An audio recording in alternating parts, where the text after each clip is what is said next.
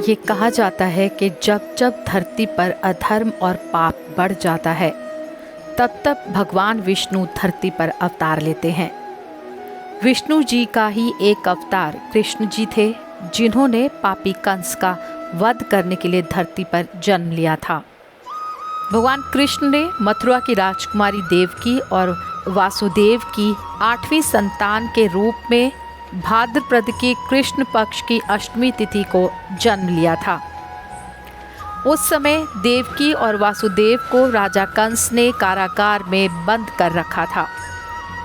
राजा कंस देवकी के भाई थे।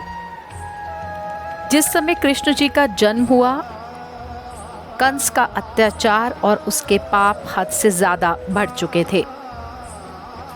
कारागार में बंद होने के कारण देवकी और वासुदेव ने श्री कृष्ण जी को नंद बाबा और यशोदा को उनका पालन पोषण करने के लिए सौंप दिया था। कृष्ण जी ने अपने इस अवतार में कई लीलाओं के जरिए मानव समाज को कई शिक्षाएं दी, अधर्म और पाप के खिलाफ मार्गदर्शन दिया।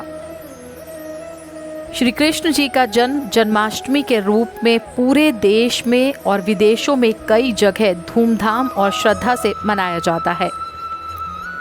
कृष्ण भक्तों के लिए ये दिन किसी उत्सव से कम नहीं होता। मंदिरों को एक दिन पहले ही भव्य तौर पर सजा दिया जाता है।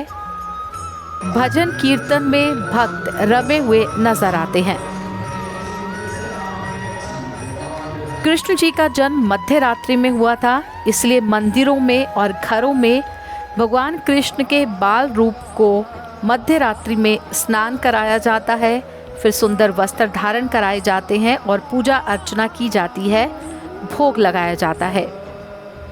हालांकि देश के कई हिस्से ऐसे भी हैं जहां पर इस दिन दही हांडी का आयोजन किया जाता है। ये पर्व कई मायनों में खास है, मानव कल्याण से जुड़ी कई शिक्षाएं देता है। ग्लोबल मिडास फाउंडेशन की तरफ से सभी को कृष्ण जन्माष्टमी की बहुत बहुत बधाई और शुभकामनाएं।